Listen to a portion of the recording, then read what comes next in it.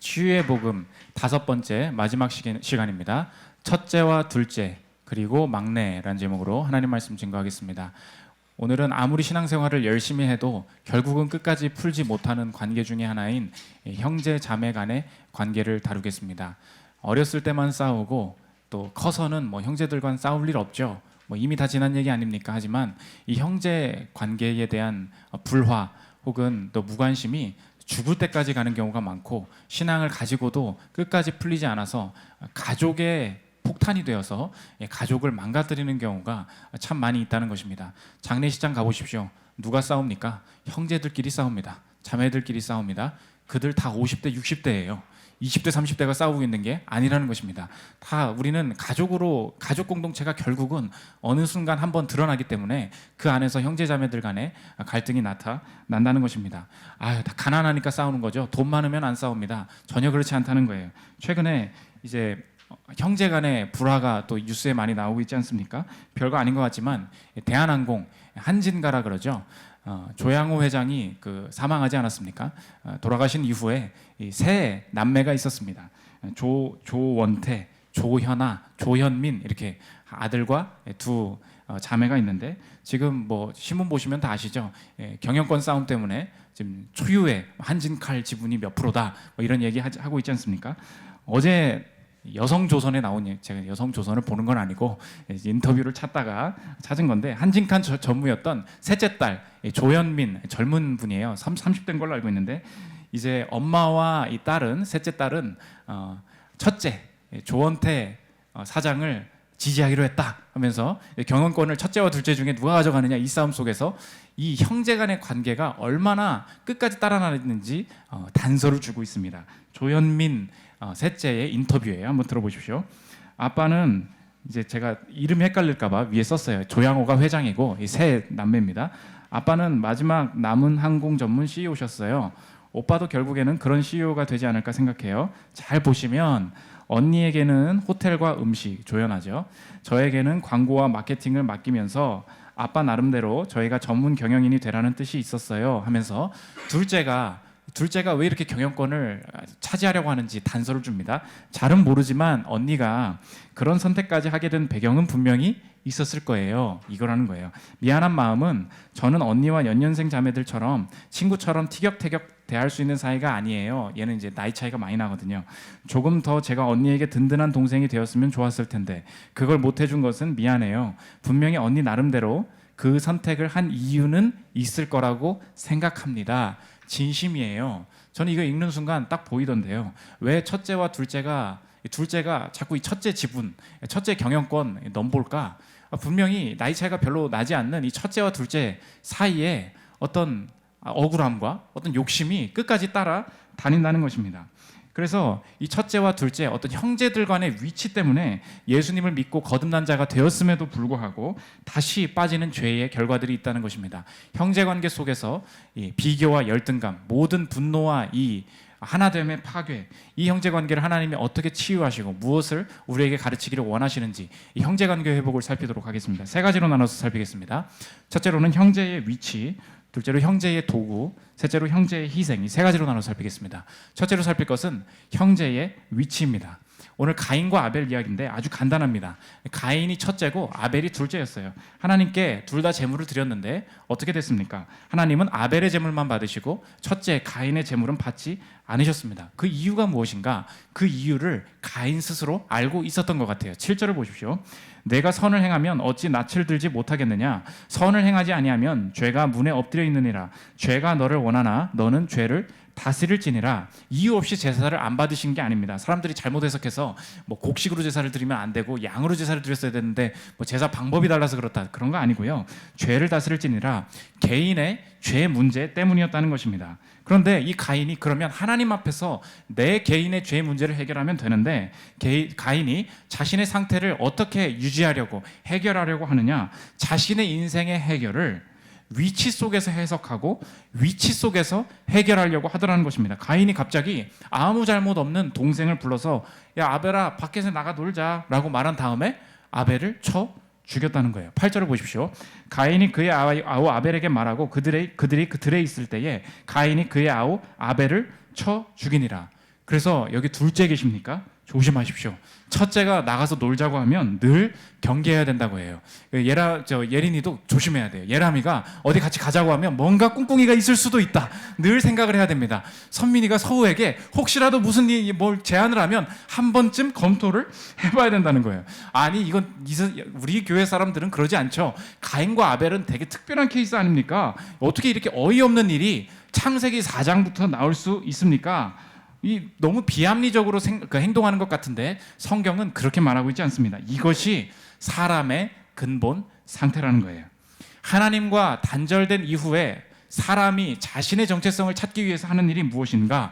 하나님이라는 절대적인 위치가 사라지니까 어느 위치 속에서 나의 정체성을 찾느냐? 가족관계, 이 위치 안에서 서로 치고받는 일들이 나타난다는 것입니다. 오늘 지금 가족관계 속에서 맺어지는 얘기인데 보통 우리가 그 출생에 따라서 성격이 변한다고 하지 않습니까? 그래서 첫째는 뭐 어떠냐? 보통은 책임감이 강하다, 장남이다, 장녀다, 뭐 이런 게 있잖아요. 뭐 막내는 뭐 반항이 있고 귀엽고 자유롭다, 뭐 이런 얘기가 보통 이야기하는데 이거 진짜 맞습니까?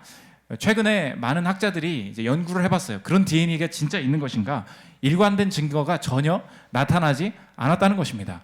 그래서 그렇지 않은 사람도 있잖아요. 둘째인데 셋째인데 책임감 강한 사람도 있고, 그럼 뭐가 맞는 것이냐? 어떻게 해석해야 되는 것이냐?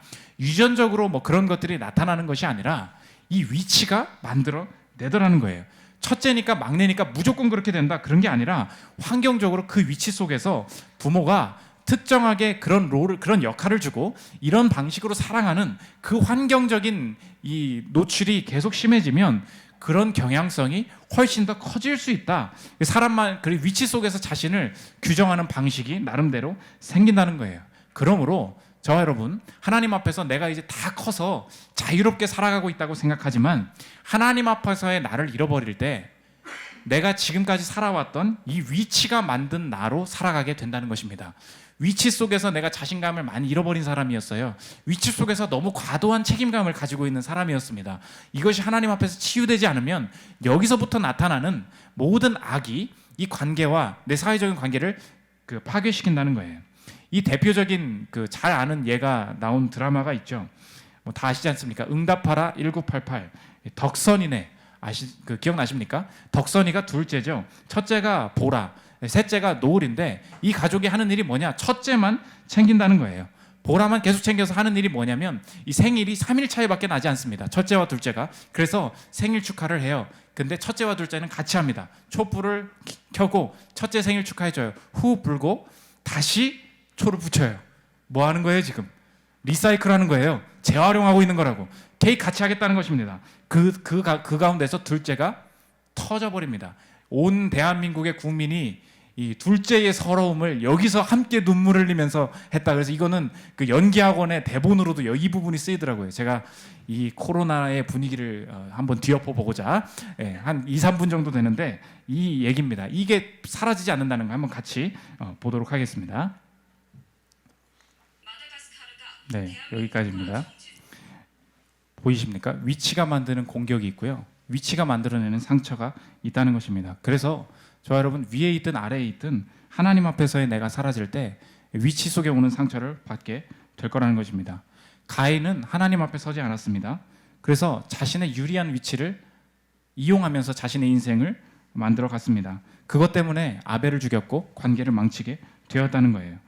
오늘 위에 계신 분 계십니까? 난 위에 있기 때문에 내 마음대로 해도 돼. 내가 많이 차지해도 돼. 내가 함부로 배려하지 않아도 돼. 오늘 뭐 계속 얘기하게 되는데 서우와 선민이, 예람, 예린이, 예룸이 뭐 다 마찬가지입니다. 가인은 첫째였는데 마음대로 살다가 뒤에 후회해요. 그럼 이제 하나님이 어떻게 하실까요? 거봐, 네가 첫째로서 그렇게 막 하래? 동생 죽은 거야. 너 끝났어. 네 인생도 힘들어질 거야. 라고 말하지 않으시고 하나님이 이 가인으로 하여금 다시 하나님 앞에 서기를 원하신다는 거예요. 13절부터 한번 보십시오. 가인이 여호와께 아뢰되 내 죄벌이 지기가 너무 무거우니이다. 주께서 오늘 이 지면에 나를 쫓아내시온즉 물은 나를 만나는 자마다 나를 죽이겠나이다. 여호와께서 그에게 이르시되 그렇지 아니하다. 가인을 죽이는 자는 벌을 7배나 받으리라 하시고 가인에게 표를 주사 그를 만나는 모든 사람에게서 죽임을 면하게 하시니라. 하나님 앞에 다시 내 처지가 어렵습니다 얘기했더니 이 위치 속에서 긍정적으로 치유해 나가기 시작하신다는 것입니다. 둘째도 마찬가지예요. 당한 사람, 위치로서 불리한 사람도 다시 하나님 앞에 서야 합니다. 아벨은 잘못한 게 없었어요. 그런데 위치 속에서 오는 어려움이 있지 않았습니까? 그런데 하나님이 아벨의 마음 아시더라는 거예요. 10절 보십시오. 이르시되 내가 무엇을 하였느냐? 내 아우의 핏소리가 땅에서부터 내게 호소하느니라. 내가 듣고 있다는 거예요. 그 핏소리 알고 있다는 것입니다. 서러움으로 끝나지 않도록 그 음성 듣고 계시다는 거예요. 오늘 컸으니까 다 됩니다. 그렇지 않아요. 실제적으로 내가 커서도 내 마음이 좀 이상합니다. 이런 얘기를 한 분이 계신데 딸, 아들 이렇게 계신 분이 있었어요. 3남매죠. 딸, 아들인데 이 둘째였던 20대 여자 이야기입니다. 딸, 아들이니까 이 첫째는 좋아. 첫째니까 좋고 셋째는 아들이니까 좋아했습니다. 근데 막내가 남동생이 너무 사랑을 받고 자란 거예요. 근데 사춘기 때 어떤 일이 벌어졌느냐? 남동생이 얼마나 이기적이고 사랑을 받았으면 둘째 그 누나를 때리기 시작한 거예요. 이 어머니의 편애를 믿고 우쭐해져서 막 때렸습니다. 나중에 이제 그만 성인이 됐으니까 그만 때리잖아요. 그런데 둘째가 이제 살아가는데 내 인생 자신감이 없더라는 거예요. 들어보십시오. 어릴 때부터 저라는 존재만으로 사랑하는 게 아니라 그런지 제 자신에 대한 믿음도 많이 부족한 상태입니다. 지금도 두 분이 얘기하실 때 부모님 얘기해요. 쟤는 다른 건 몰라도 성공은 못했어 라는 뉘앙스로 저를 괴롭히곤 합니다. 지금 저는 능력이 뛰어나지 않지만 못하지도 않아요. 아주 평범해요. 하지만 여기에요. 지금도 계속되는 남동생과 언니에 대한 편애가 저를 속상하게 합니다. 뭔가 억울하기도 하고요. 저의 근본적인 외로움을 어떻게 채우는 게 좋을까요? 이 근본적인 외로움이 뭐예요? 하나님 앞에 이 위치에 대한 이야기들을 치유해 나가기 시작해야 된다는 것입니다. 이게 오늘 하나님이 우리를 부르시고 이 위치를 다시 생각하게 만드시는 부르심이라는 거예요. 두 번째 살필 것은 형제의 도구입니다. 그러면 강도사님 구체적으로 하나님 앞에 선다는 게 도대체 무슨 말입니까? 어떻게 뭐가 치유된다는 얘기입니까? 우리가 하나님 앞에서 선다는 것은 하나님의 무조건적인 사랑, 용납하시는 사랑을 누리고 그 사랑을 통해서 관계를 회복시켜 나간다는 것인데 이 다스림, 이 사랑 안에 살지 않을 때 우리는 다른 도구를 사용해서 이 형제 안의 관계를 위치 속에서 오는 관계를 파괴시킨다는 것입니다. 두 가지 도구가 있는데 하나는 사랑의 도구고 두 번째는 저항의 도구라는 거예요. 첫째로 살필 것은 사랑의 도구를 잘못 사용한다는 것입니다. 우리가 둘째, 내 형, 내 언니를 사랑할 때 내가 사랑하는 방식대로 나만의 도구로 사람을 사랑했던 걸 알게 됩니다. 누가복음 15장, 오늘은 이제 지금부터 볼 것은 누가복음 15장인데 누가복음 15장에 보면 탕자의 비유가 나옵니다. 첫째와 둘째가 있었어요. 첫째는 아주 잘하는 사람이었습니다. 둘째 아들은 아버지 재산 가지고 집을 나갑니다. 동생이 다시 돌아온다라는 말을 들었습니다. 그럼 형제가 첫째로서 반갑게 맞이해야 될 것이 아닙니까? 그런데 이 첫째가 내가 사랑하는 도구를 통하여서 상대를 사랑하겠다. 그 단서가 나옵니다. 누가복음 15장 30절 보십시오. 아버지의 살림을 창녀들과 함께 삼켜버린 이 아들이 돌아오매 이를 위하여 살찐 송아지를 잡으셨나이다. 무슨 뜻이에요? 나는 동생을 사랑할 수 없겠습니다. 나는 웰컴을 못하겠어요. 왜 그렇습니까? 저놈은 여자나 함부로 다녀서 아버지 재산 다 탕진한 놈이에요. 그렇기 때문에 그 이유로 기분 나빠서 사랑할 수 없다는 거예요. 가족이면 말이야 정도를 지킬 줄 알아야지. 그거 거기까지 나가는 건 너무했잖아. 이런 얘기예요. 우리도 신앙생활을 하다 보면 그런 불만이 들 때가 있습니다. 형제를 사랑하라는 가르침을 성경에서 배웠어요. 그런데 이제 그 궁금한 게 그래요. 아니 그럼 강도사님, 그러면 꼴도 보기 싫은 애가 집에 다시 왔어요. 꼴도 보기 싫은 내 동생이 다시 왔어요. 그러면 이렇게 해야 됩니까? 잘 왔다고, 재산 탕진해줘서 너무 고맙다고, 내가 널 사랑한다고, 너무 고맙다고, 우리 부모님 힘들게 만들어줘서 난 그래도 기쁘다고, 이게 말이 되냐는 거예요. 화가 나는 건 당연한 거 아닙니까? 그렇잖아요. 이 마음 자체가 잘못된 것입니까? 그렇지 않아요. 기분 나쁘고 또 너무 안타까운 거 당연한 것입니까? 그러나 저렇게 우리가 말할 때 저런 행동을 했기 때문에 그 사람을 사랑할 수 없습니다. 이렇게 말하는 거 거짓말이라는 것입니다. 형제 사랑이 불가능한 이유가 무엇인가? 내가 그 형제를 사랑하지 않고 다른 무엇을 더 사랑하고 있기 때문이라는 거예요. 이 형이 진짜 사랑하고 있는 것이 무엇이었는지 드러납니다. 누가복음 15장 30절 다시 보십시오.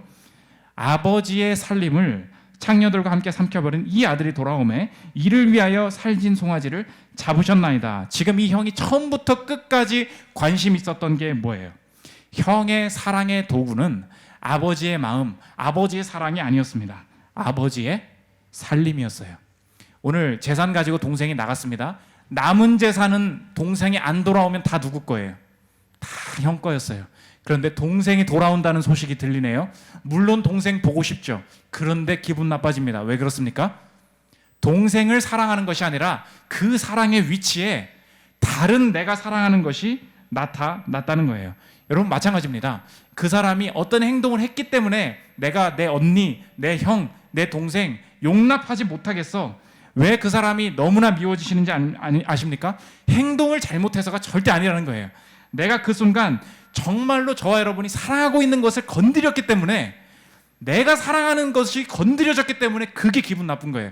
아버지 살림을 사랑했는데 이걸 건드리게 되잖아요. 그러니까 장녀가 문제가 아니에요. 얘가 오는 것 자체가 싫은 거예요. 여러분, 그래서 아버지의 마음, 하나님 아버지의 사랑이 나를 지배하고 있지 않으면 내가 더 사랑하는 그것이 침해받을 때 다른 사람을 사랑하게 될 수 없을 것입니다. 내가 좋은 가치도 마찬가지예요. 우리가 많은 부분에 우리 교회 다니시는 분들이 그거예요. 원하는 게 뭐냐? 가정의 평안이래요. 가정의 평안이 좋은 거예요, 나쁜 거예요? 좋은 거죠. 가정의 평안을 추구해서 가족 관계를 망치더라는 거예요. 보십시오. 동생이 아무렇게나 하고 다닙니다. 그러니까 뭐가 깨져요? 가정의 평안이 깨지는 거예요. 그러니까 동생이 집에 들어오면 뭐가 기분 나쁩니까? 얘는 누구예요? 가정의 평안을 깨는 앤 거예요. 내가 정말로 바라는 가치, 하나님의 마음, 하나님의 뜻이 아니라 가정의 평안을 깨는 놈이기 때문에 네가 싫은 것입니다. 내가 하나님의 마음을 사랑하는 것이 아니라 이 가치를 사랑하다 보니까 사람을 사랑할 수 없게 되더라는 거예요. 나는 부모님을 챙기기를 원하는 사람입니다. 우리 교회 그런 분들 되게 많아요. 그런데 그러다 보니까 그 가치 때문에 내 형제가 싫어져요. 왜 그렇습니까? 내 언니가 마음대로 하고 다녀요. 집에 돈 막 써요. 그러니까 기분 나쁜 게 뭐예요?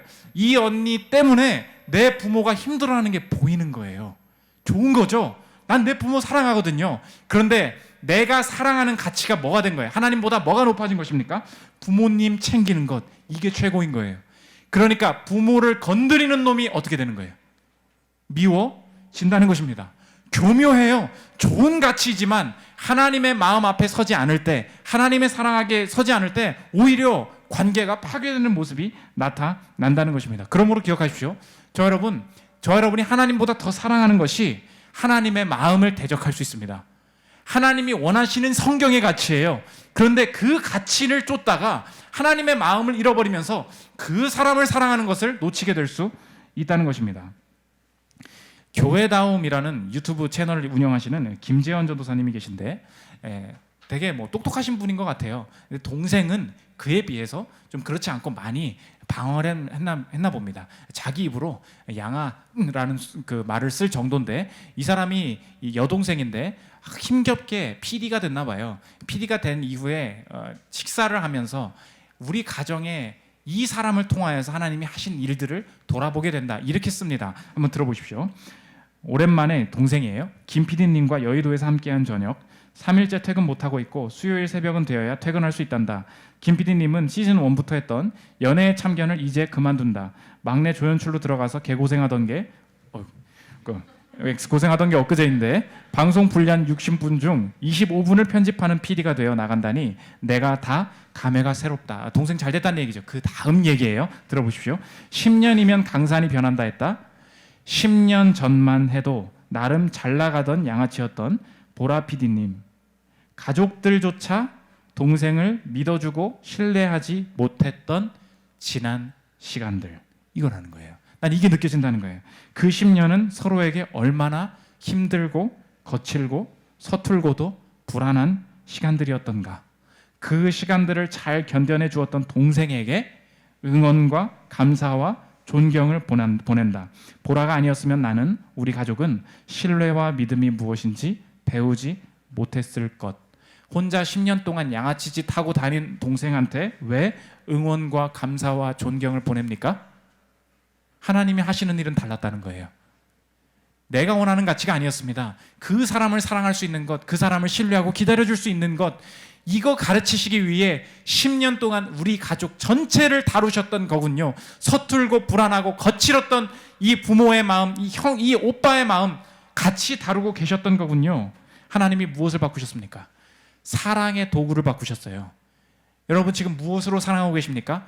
아버지의 살림을 기준으로 그 사람을 사랑하려 들면 그 도구로는 도저히 사랑이 되지 않을 것입니다. 부모를 사랑하는 마음으로 내 동생을 사랑하려 들면 안 될 거예요. 조건 없이 나라를 사랑하신 그 마음 가지고, 하나님의 마음을 가지고 그 사람을 볼 때 받아들일 수 있고 다시 손 내밀 수 있다는 거예요. 이 사랑의 도구를 치유하게 하신다는 것입니다. 두 번째, 저항의 도구도 발견하게 하신다는 거예요. 우리는 사람을 사랑할 때만 사랑을 쓰는 게 아니라 우리가 사랑을 받을 때도 내가 잘못된 사랑을 가지고 저항하게 된다는 것입니다. 오늘 이제 그 누가복음 15장에서 아버지가 형한테 야 그래도 동생 왔지 않니? 이제 그래도 차려놓은 게 있으니까 같이 잔치하자 이러니까 뭐라고 말하냐? 저는 싫은데요. 전 참여 안 할 것입니다. 왜냐하면요, 저는 그 급에서 같이 먹을 사람이 아니거든요. 15장 29절 보십시오. 아버지께 대답하여 이르되 내가 여러 해 아버지를 섬겨 명을 어김이 없거늘 내게는 염소 새끼라도 주어 나와 내 벗으로 즐기게 하신 일이 없더니 내가 더 열심히 했는데 왜 똑같은 상차림 주고 나한테 먹으라고 하냐는 거예요. 이게 무슨 저항입니까? 잘못한 게 없는데 그 급으로 대우받을 사람이 아니다. 같은 자리에 앉지는 않겠다. 잔치를 베풀어도, 사랑을 베풀어도 스스로 자신이 가진 기준 때문에 사랑을 거부하는 저항이 생기게 된다는 것입니다. 우리가 지금 우리 실질적으로 적용하면 뭐예요? 하나님의 사랑이 아니라 내 기준, 내 수준 때문에 상대를 향한 냉소적인 저항이 나올 때가 너무 많다는 것입니다. 같이 기뻐하고 사랑해야 되는 자리에서 기준과 수준이 내 사랑의 기준이 사랑이 되어가지고 저항하는 모습이 어떻게 있습니까? 제가 한번 예를 들어볼게요. 이런 말 듣죠? 뭐 동생이 나는 뭐 많이 버는 사람이에요. 근데 동생이 뭐 시덥지 않게 어디 가가지고 알바하면서 70만 원 벌어왔대요. 첫 수입입니다. 그러면 어떻게 해야 되는 게 맞아요? 축하해야죠. 격려해야 되는 게 맞습니다. 그런데 우리가 내면적으로 혹은 입 밖으로도 쉽게 툭 나오는 게 뭐예요? 아유, 그 돈 벌어봐야 뭐해? 지금 이거 무엇으로 사랑을 저항하는 것입니까? 기준과 수준이에요. 그 수준으로는 사랑받을 자격이 없다는 것입니다. 나는 300을 벌고 나는 400을 벌어. 그 정도 돼야 가치 있는, 부모를 위해서, 가족을 위해서 가치 있는 일을 70 가지고 뭐 무슨 외식하러 나가겠다고 그러냐고. 우리 이 말이 툭툭 왜 나오는 거예요? 기준과 수준을 가지고 사랑을 받아들이지 못하고 저항한다는 것입니다. 저기 뭐 서우가 80점 맞아왔어요. 수학 80점 맞아왔으면 80점이면 잘한 거예요? 못한 거예요? 잘한 거죠. 그런데 갑자기 진짜 그렇다는 게 아니고 제가 그냥 꾸며내는 거예요. 선민이가 갑자기 뭐 하는 거예요? 80점 맞으면 뭐해? 100점 맞아야지. 한마디 했다고 합시다. 그러면 이게 지금 뭘 저항하고 있는 거예요? 점수라는 기준을 가지고 상대의 어떤 보람을 폄하하고 있다는 것입니다. 저항 속에 하나님의 마음이 아니라 자기 의와 자기 기준이 있다는 거예요. 그러므로 우리가 이 마음이 언제 치유되느냐? 하나님이 내 삶에 나의 수준과 기준에 관계없이 내게 주실 기쁨이 있고 내게 주실 인도하심이 있다. 내가 먼저 이 자유로움에 사로잡힐 때 상대의 삶을 향해서도 저 사람은 저 연봉이고 저 사람은 저 성적이지만 저 사람도 마찬가지로 수준과 기준에 관계없이 하나님께서 저 사람에게 주실 기쁨이 있다. 그것을 알기 때문에 격려할 수 있는 거예요. 우리가 내 기준이 내 점수고 내 기준이 내 연봉이다 보니까 그것으로 나는 가치 있다고 생각하다 보니까 상대를 향해서도 그걸 들이밀고 있다는 것입니다. 왜 축하하지 못하십니까? 오늘 왜 뭐 언니가 좋은 일을 있다는 거에 대해서 왜 수준을 폄하해요? 아니라는 거예요. 기뻐해 줘야 됩니다. 막내도 마찬가지예요. 막내가 사랑만 받으면 되는 줄 알았어요. 아니 왔으니까 이제 받으면 되잖아요. 아버지가 다시 이 아들로 회복시켜 주길 원했습니다. 넌 이제 내 다시 아들이다. 그랬더니 막내 주제에 싫다는 거예요. 누가복음 15장 18절부터 보십시오. 내가 일어나 아버지께 가서 이르기를 아버지 내가 하늘과 아버지께 죄를 지었사오니 지금부터는 아버지의 아들이라 일컬음을 감당하지 못하겠나이다. 나를 품꾼의 하나로 보소서 하리라 하고. 이게 막내의 고집이라는 거예요. 막내는 사랑을 받을 줄 아는 사람인 것 같지만 막내, 그러니까 꼭 이제 연령으로 막내가 아니더라도 내가 좀 뭐 열등한 뭔가 뒤에 있는 사람, 2등인 사람, 늘 이 마음이 있다는 것입니다. 막내 고집이 있어요. 내 기준대로 상대의 사랑을 받아들이지 않는다는 것입니다. 막내가 특히 겪는 일이 있어요. 상대가 잘해서 미움이 생기는 거예요. 느껴보신 적 있습니까? 형이 잘해요. 언니가 잘해요. 언니는 늘 잘 벌어요. 뒤처짐과 2등, 늦어짐의 비교 때문에 오는 반항이 있습니다. 이거 어떻게 치유할 수 있어요? 내가 마음이 쭉 나가는, 언니는 늘 잘하잖아. 이 마음이 나오지 않습니까? 형은 늘 잘하니까 그렇지. 우리가 막내의 반응이 있다고. 이거 언제 치유됩니까? 남의 앞섬이 하나님이 내게 주실 기쁨을 작게 만들지 않는다. 이거 확신해야 된다는 거예요. 우리가 지금 뒤처지고 늦고 2등인 사람들이 겪는 게 뭐예요? 저 사람은 행복해 보여. 저 사람은 많이 벌어. 내 언니는 뭐 더 잘 된 것 같아. 라는 그 기준이 있다 보니까 그렇게 됐으니 나는 좀 덜 행복하겠지. 하나님께서 내게 주실 기쁨은 작아질 것이다. 누가 그랬어요? 절대 그렇지 않다라는 것입니다. 남이 앞서가는 것이 하나님이 내게 주실 기쁨을 작게 만들지 않는다고요. 그걸 확신할 때 우리가 축하할 수 있습니다. 막내 스스로 먼저 뛰어넘어야 될 게 뭔지 아십니까? 첫째가 잘 됐어요? 오빠가 잘 됐습니까? 축하해 주십시오. 받아들여 주십시오. 그리고 혼자 잘 됐대요. 취업해서 밥을 사겠대요. 우리 그럼 뭐라 그래요? 난 취업 못했잖아요. 그럼 막내의 반항이 뭐예요?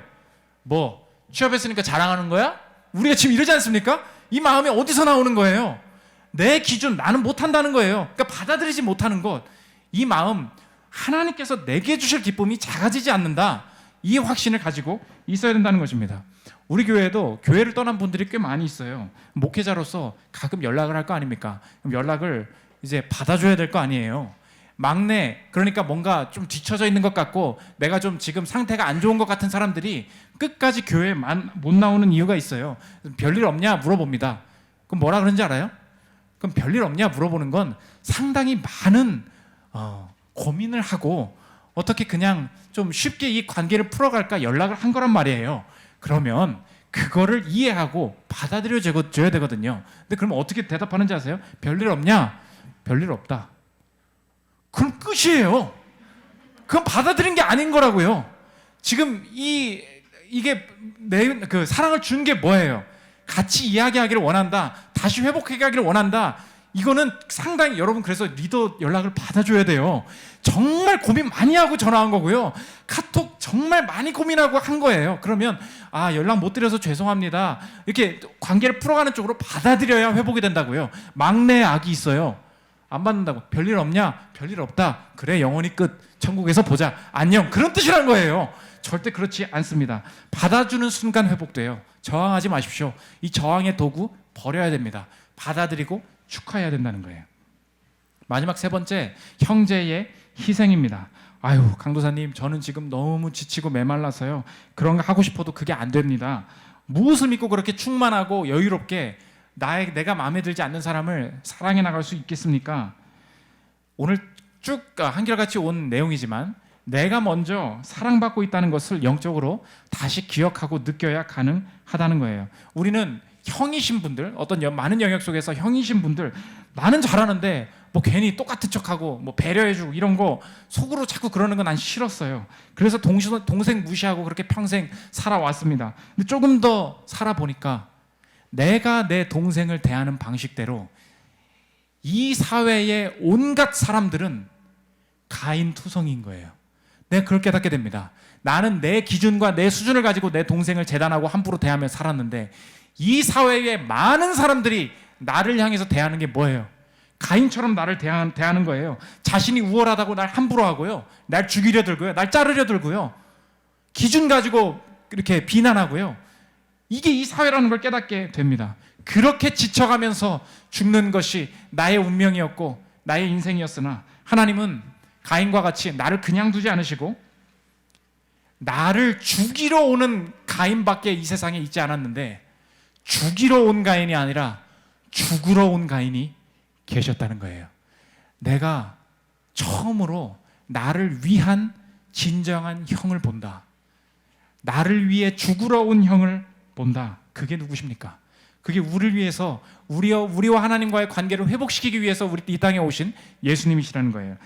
예수님을 맏형, 큰형으로 표현합니다. 로마서 8장 29절 보십시오. 하나님이 미리 아신 자들을 또한 그 아들의 형상을 본받게 하기 위하여 미리 정하셨으니 이는 그로 많은 형제 중에서 맏아들이 되게 하려 하심이니라. 첫째, 큰형으로서 하나님께서 먼저 하신 일이 뭐예요? 기준과 수준에 상관없이 몸을 던져서 나를 위해서 죽으신 분, 죄값을 치러주신 분이 예수님이시라는 거예요. 예수님은 기준과 수준을 따르지 않으시고 아버지의 마음을 아셨기 때문에 십자가의 고통 속에서 내가 형인데 뭔 고생이야 라고 하지 않으시고, 그래서 사랑할 수 없겠어 라고 하지 않으시고, 아버지의 마음을 따랐기 때문에 고통 속에서도 불평하지 않으시고 끝까지 사랑하시는 일이 벌어졌다는 것입니다. 이 사랑을 볼 때 알 수 있겠다. 아, 내가 형으로서 앞으로 살아갈 때 나의 우월함, 나의 기준을 가지고 상대를 사랑하는 도구로 삼지 않겠다. 하나님의 마음을 따라 행할 때 형으로 부르신 이유를 그때 깨달을 수 있겠다. 그때 나 형이었으니까 이제 형 안 할래. 그게 아니라 하나님이 부르신 형의 위치는 어떤 역할인가, 그때 다시 생각하게 되는 거예요. 힘들고 돈을 쓰고 시간을 써도 그게 억지가 되지 않는 거예요. 왜? 억지로 사랑하지 않으신 큰형의 그 예수님의 모습을 보기 때문에. 동생도 마찬가지입니다. 나는 억울하게 둘째로서 평생 막내로서 피 흘리면서 살아가는 줄 알았다. 그런데 이 아벨의 핏소리를 회복시키실 아벨로 오신 분이 계시다는 거예요. 히브리서 12장 24절입니다. 새 언약의 중보자이신 예수와 및 아벨의 피보다 더 나은 것을 말하는 뿌린 피니라. 그 아벨의 피값 잊지 않으시고 누가 대신하여 피 흘려 주셨다는 거예요. 예수님이 대신하여 아벨의 위치에 계신 분이다. 그것을 우리가 안다면, 이 땅에 내가 둘째로서 막내로서 당해야 되는 피해 속에서도 다시 모든 게 해석되겠다. 나는 평생 억울하게 살아가는 존재가 아니구나. 주님께서 이 위치 속에서 아벨의 피로서, 예수의 피로서 하실 일이 있음을 내가 보았다면, 그 피 흘림을 통해 내게 영생을 얻었다면, 주님께서 내가 이 가정 속에 둘째로 셋째로 처하게 하실 때 위치 속에서 나는 손해보는 자가 아니요, 이 위치 속에서 이 가정에 하실 일이 있음을, 이 위치를 감당해내는 내가 되겠다. 피해의식이 아닌 그 피에 의지하는 위치를 점할 수 있게 된다는 것입니다. 사랑하는 우리 한사람교회 성도 여러분, 평생에 회복하지 못하는 게 형제관계예요. 이 엄중함 앞에 서시고 마지막 그날까지 내가 형제를 사랑하는 일 결코 내버려 두지 않겠다. 이 진실된 마음이 회복되는 저 여러분들 되시기를 기도합니다. 우리 모든 능력과 모든 것에 찬양하고 기도하는 시간 갖도록 하겠습니다.